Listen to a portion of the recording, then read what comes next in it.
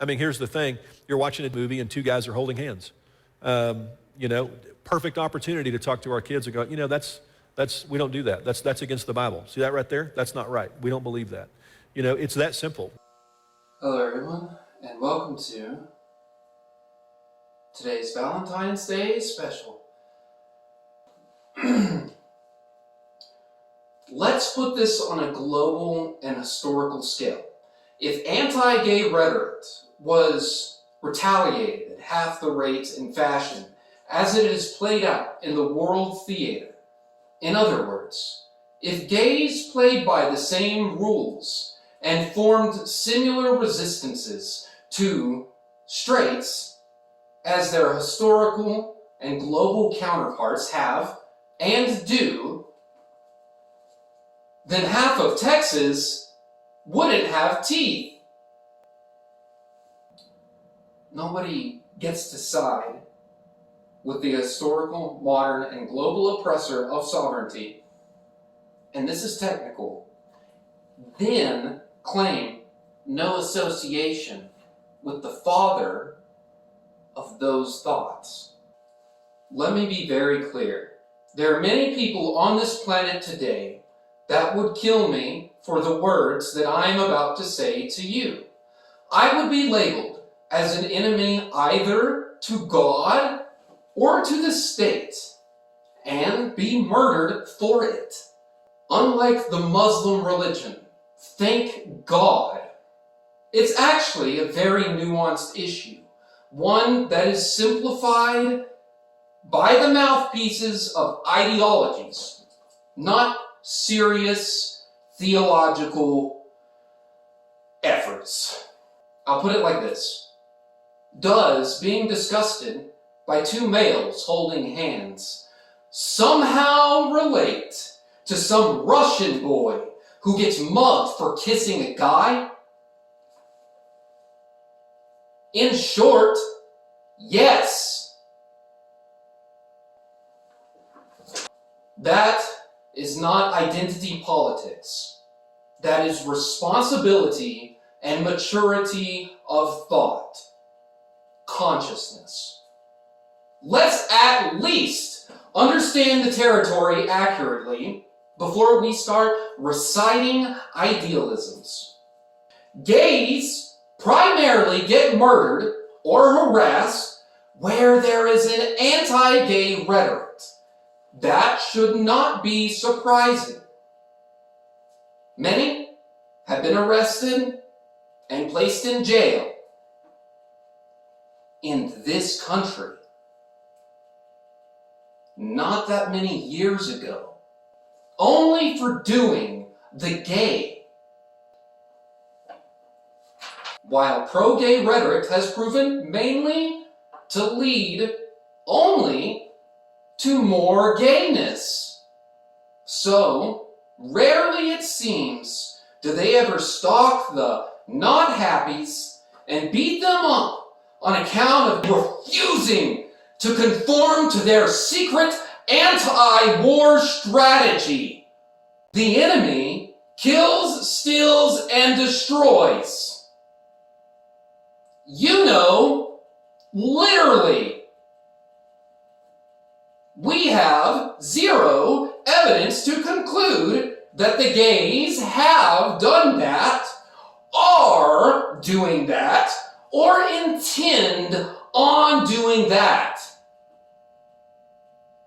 Their fingerprints only landing on one another, not victims. One side has direct and overwhelming evidence of modern and historical oppression, tyranny, imprisonment, inflicted harm, and death, while the other does not. That, ladies and gentlemen, is something worth noting.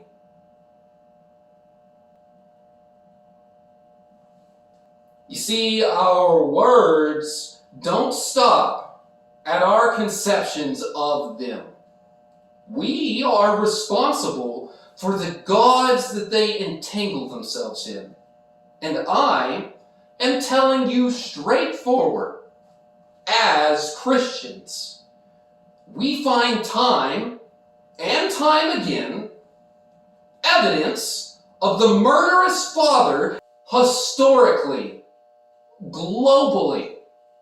We know this. In only one of those two camps mentioned earlier, one side has and does face a legitimate threat of victimhood, and the other does not. We can argue all day about what the ideal man should do with himself. But we are not excused from reality as we do so. I mean, so what? Jesus' disciples were 14, 15, 16, 17? Yeah, that's accurate. And as a Jewish man, he likely kissed them on the mouth. You gonna lecture him? We know one of them did for sure. You gonna go tell him that you think it was in bad taste? Oh, how so many people would think they were better than Jesus if they did not already know he were God. Yeah, that's right. Male teenagers were looking at a grown man and saying that they were his bride-to-be. Not a single theological inaccuracy there. But perhaps it will do nothing else but help you to understand how it is that it's the church that gets him murdered. It's no wonder that the Gnostic text did not make it into the final cut, because, like half of it, is a borderline graphic account of what it will be like to be with the Christ in the wedding chambers, with detail, the intimate experience we will have with him. Now, Christians and Gnostics, both alike, believe in our incoming marriage with the Christ and the results that would come of that. But only the Gnostics elaborated gaily and celebrated in language the future awaited event. So my next question is this: am I sinning by thinking about being intimate with Christ? Or am I sinning by not? If I am repulsed by the thought of being with a man, won't then Christ, totally a man, be repulsed by me? If Jesus wanted to hold my hand, would I try to humiliate him? If Jesus wanted to kiss me, would I dislike him for it? If Jesus wanted to be intimate with me, would I hate him for it? This is not a political or trivial matter, but a theological blueprint that is not being taken seriously enough. It's as if the assumption is Jesus wants to marry the bricks of the church and always keep his clothes on. It's as if the entire point was lost in theological jargon. Intimacy was the point. If you find the thought of intimacy with Jesus, a man, repulsive, then what makes you think that you are fit for the kingdom of heaven? I mean this technically, as in the kingdom of heaven is described that way. And as we should all know from reading the Gospels, that Jesus' mission was to unite heaven and earth. Was it not? And with a theme so ominously erotic, Christians have still managed to maintain a position of disdain against gays, relying entirely on PR Paul and only a few brief comments. Jesus never said anything on the matter.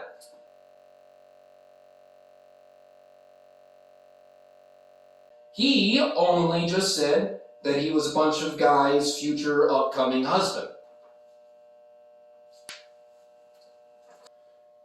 The early Christians would come to make provisions for pork and shellfish, but in classic male fashion, mostly just left the themes of ominous, forthcoming sensuality to linger above them, unannounced. As followers of Christ, we are given the responsibility of placing our sins on Jesus, both as doer and perceiver, the latter of which seems to be the church's ironic and eternal crutch. I've often wondered if the hell Christians haphazardly threaten gays with is the same one provided by the reaches of their own axioms. Then, of course, there's Leviticus, to which I say, start throwing rocks then, idiot! How then am I supposed to fear hell for the doers of gay when I know who has the keys? Happy Valentine's Day, everybody.